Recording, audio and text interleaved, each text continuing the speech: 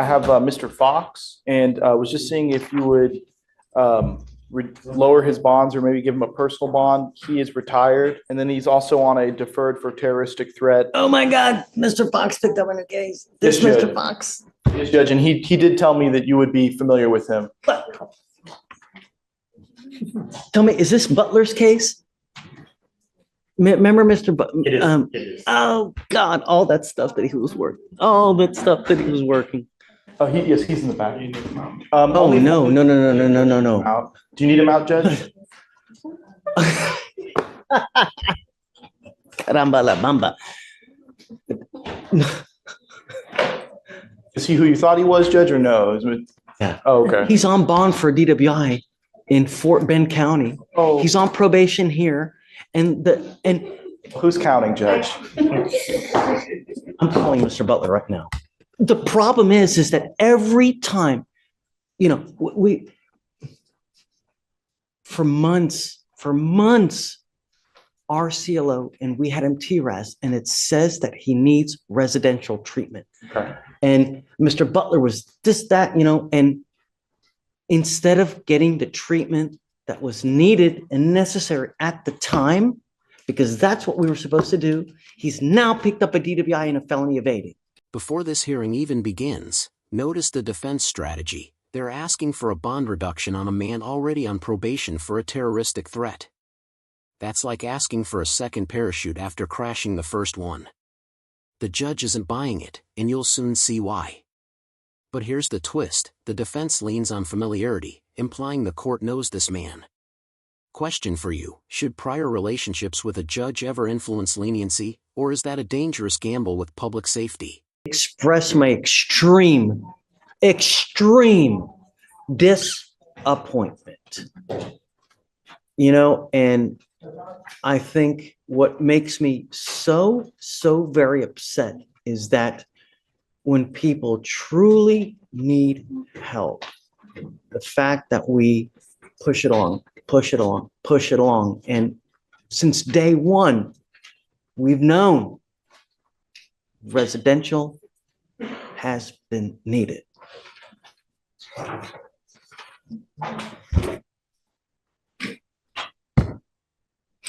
It's time. You now stand charged with another DWI. You're also charged with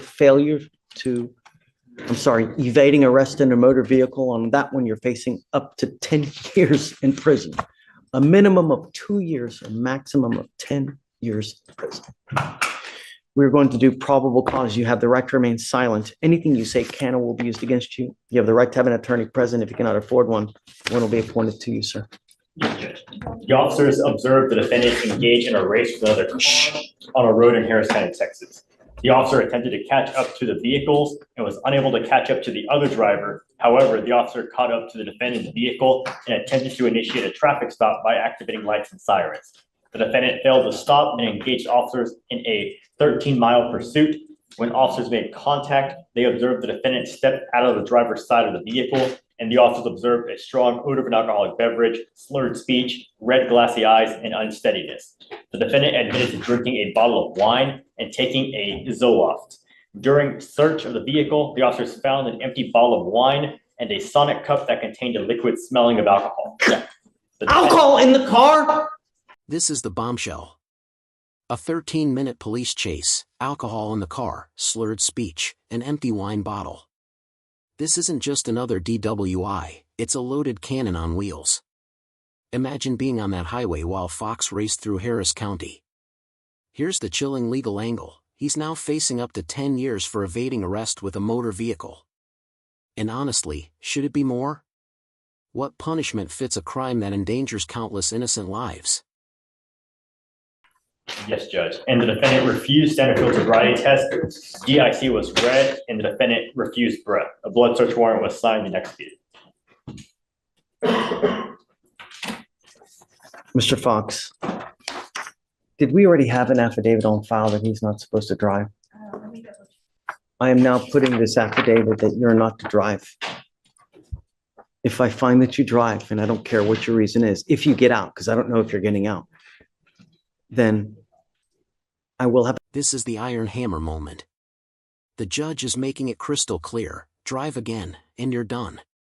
A contempt hearing, 6 more months, fines, and stacked restrictions, ankle monitors, scram units, GPS. This is maximum control without prison walls. But here's the debate, is strict monitoring enough to stop someone with Fox's history, or is incarceration the only way to protect the public? Drop your take below, would you trust him on house arrest? A contempt hearing, and you'll be facing an additional 6 months in jail and a $500 fine every time you get into a car and drive. I am now, if you get out, ordering you to be under home confinement. I think that your bond at $15,000 on the DWI is wholly insufficient, and I'm going to raise that to $50,000. I'm also going to raise the terroristic threat, the probation that you're on now. I'm also going to raise that to $50,000 and 50,000 and 1, 2, 3. How many cases does he have in Fort Bend open? I know he has the one DWI, but what else does he have? I believe it's just the one DWI judge. But Alex is gonna double check for us. And also, Judge, the complainant in the terroristic threat case did reach out to the felony prosecutor because she saw that the defendant had been arrested. She is currently has filed for divorce from the defendant, and she is requesting that he is not to be in house arrest at her house. Now the drama leaves the courtroom and enters the home. His wife, currently divorcing him, has one request: do not send this man back to my house. That's not just logistics, that's fair talking. She knows his history better than anyone, and her plea underscores the ripple effect of crime. Court orders aren't just legal, they're deeply personal. Ask yourself, should spouses of defendants have more say in bond conditions, or does that risk biasing the court? Is under her name. So I'm Okay. not sure if that's the address we have on file, but if you were opposing house arrest, she was requesting that it's not there. Okay, so,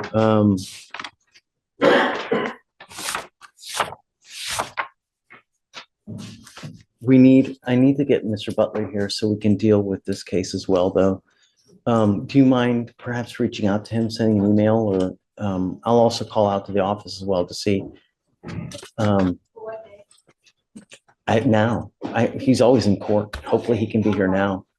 And then as soon as the line dies down, I'll also reach out to him as well. So she does not want any contact with him as far as,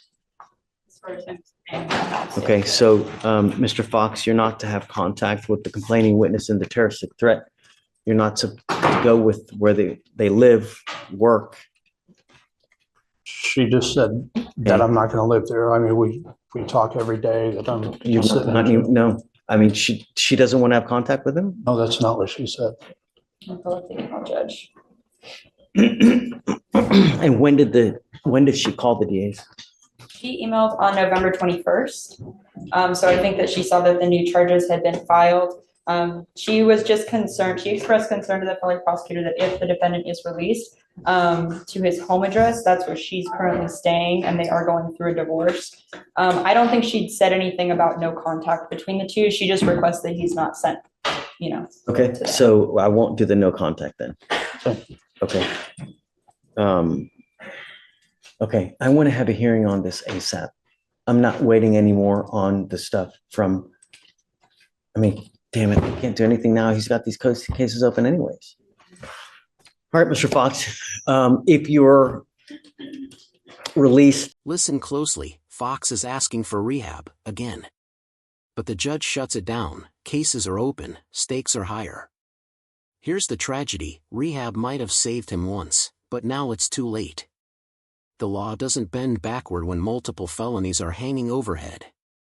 This is where compassion collides with consequence.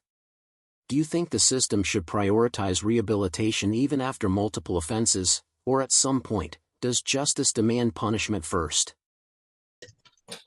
Like I said, home confinement. On one ankle, you will get a GPS monitor. On your other ankle, you will get a scram ankle monitor, so we know that you're not consuming alcohol. Is that it? I guess that's it, right? No weapons. And then he'll have to, prior to release, he's going to get all those, and then you'll have to find somehow another address for him to live, James, because, we need the address prior. And I mean, I don't know if he's going to bond out now, but Yes, Judge. see, but Can I get that rehabilitation that you had offered? not while cases are open. You have the case also that's open in Fort Bend as well. Yes, sir. I don't know what's going to happen in there. I'll tell you, those cases take even longer to resolve than here. And then how are you going to be able to resolve that over there when you've got this stuff over here? So at some point, you're going to have to transfer over there, resolve stuff. It's just, it's even more of a mess now.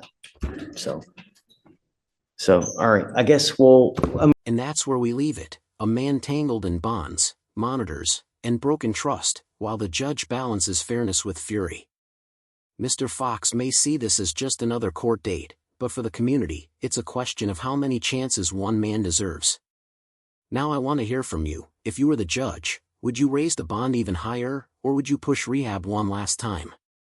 Drop your verdict in the comments. And if this case stunned you like it did us, smash that like button, subscribe, and join us next week as we unravel another courtroom showdown.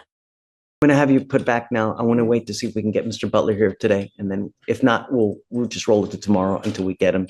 And Judge, I have 2 more in custody. Okay, who's next? You are Aziel Gracia. Sir. Mr. Gracia, so He's charged with, I've never seen this before, Judge, but he's charged with violating a bond condition. yeah, I mean, I've certainly seen it. It's either It's not a protective order, it's a bond condition. right, because they can't make the protective order case because it's been more than 61 days, Had right? nothing to do with the protective order, Judge. So, yeah, right, I get it. It was a different situation completely. Had nothing to do with family violence. Get there. So you're charged in violation of a bond condition / protective order. You are facing up to a year in jail and or a $4,000 fine. We are going to do probable cause. You have the right to remain silent. Anything you say can or will be used against you, sir. If you cannot afford a lawyer be appointed to represent you. So before we start, was he in a PTI? Is that why this case is 1,000 days old? Yes, sir. He just has a few BIP classes left to finish the PTI. Okay. Okay, go for it. Judge. The officer was dispatched to a business in Harris County, Texas, in response to a disturbance. Upon arrival, the officer observed the defendant grab another male aggressively, and the officer conducted a search on the defendant's person and found a loaded gun in the front pocket. The defendant is currently on bond for an assault family violence and has bond conditions in place prohibiting from possessing a firearm. Yeah, all right. Mr. Gracia, I'm going to find that there's probable cause to go forward on the bond conditions. State, what's your position as far as he's in a PTI? He's now picked up a new case.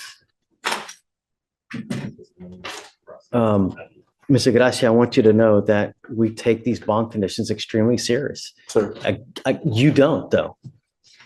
This is not your first VPO. This is not your first violation of bond condition. You don't get it. No means no. Doesn't mean maybe. Doesn't mean I'm going to a high crime area. No means no. And now there are consequences. Stephen. Judge, can I tell you a little bit about the case? Sure. You know, like, just to explain to you what happened.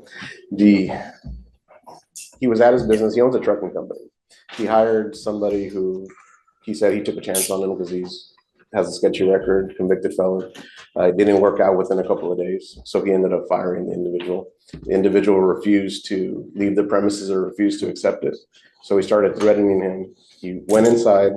The individual started trying to damage the trucks. So at that point, he was fearful. He went and retrieved a firearm that he knew was hidden in the vehicle. I'm sorry, in there. I understand, Judge. It's about the worst thing that you can do. Imagine if you use the firearm. Who gets charged with murder, Mr. Gracia? Who has now dug themselves into a potential 50-year hole? We have a case like that today where a meager argument, someone who's charged with assault is now charged with murder because of a silly ass, stupid ass argument. Now, dude is sitting in custody with a $250,000. And he's been punished at this point, Judge. He's been punished for violating the bond by getting an entire new case on that. So as far as him going into custody for violating the bond condition, I would hope that you would take that into consideration, the fact that he has gotten punished on the bond violation already, and the fact that he's already had to hire a new attorney for two cases at this point, and it's probably going to affect the other case. So I would hope that you would continue supervision on that, just taking that into consideration. I truly appreciate your position, but you have an assault from 2019 of a family member. The following year, you pick up a violation of a protective order or bond condition. Now you have another assault that they were even, what the hell you're looking over there? Was it Jesus over there? You already have an assault of a family member that was dismissed as it is. You were lucky enough to even have this kind of an agreement where they're willing to dismiss a second assault of a family member. And now you pick up another violation of a bond condition. Eric, he doesn't get it. I understand, Judge. You don't get it. And now I have to show you we mean business. I think that you are utter and complete danger to public safety. And I will do everything in my power to protect my public in every single way. Because the last thing I want is you to pick up a murder case like we have here this morning. Someone else goes with you. Judge, one more thing. There's a bond condition on there that he's not allowed to return to that address. That address is his business. It's his place of business. The other person has no right to that address. Like, hasn't worked for the last week and a half because there's a bond condition, I'm assuming from the magistrate, that doesn't allow him to go back to that business. Show me proof. I'd like to be Show able me to take proof. And, the proper, and you need to advise the proper way to do things is you call the cops. that. Get a judge. Really. I mean, if you own the business, you show it. I mean, how easy would it have been to just call police? I mean, he has a right to defend his property and his- Not while the case is open. He does, but not in that manner. It's one of those things where things happen quick and you have to make a decision. And when we're talking about trucks that are worth hundreds of thousands of dollars and things like that. 911, man. Really? How long do they take to get there, Judge? So Okay. They will still take his ass to jail and then, try to get restitution or whatnot. But So as far as the bond goes, can you set him a bond today? Of course. And Judge, we've contacted Conrad because it's his case, but I just want to confirm that bond has been revoked for his prior case. Is that correct? yeah, Okay. yeah. On the assault, I'm revoking it. Yes, Judge. Looks like they set the bond at 20,000 on the new case. Yes, Judge. I'm gonna mirror it. Because he's already posted that bond. He's already hired me. He hired me on the other case as well. There's a motion to sub in your queue that I need you to sign as well. I'll sign it for you. I'd ask that you set that new bond at $500. It's tough for the family, Judge. I mean, at this point, he hasn't worked in 2 weeks. He's trying to get back on his feet. He did everything properly. He didn't go back to the location because of the bond condition. I'm not doing $500. I mean, I was thinking that was going to mirror the same one. I was put it at And that would be 20,000. state's position to mirror. So he understands that we mean business. If he's unable to bond out, I'm always willing to talk after a couple days, but I want him to understand that we take it absolutely serious. And when you go over there with a gun with the intent to do some serious damage, hell no. No way. No.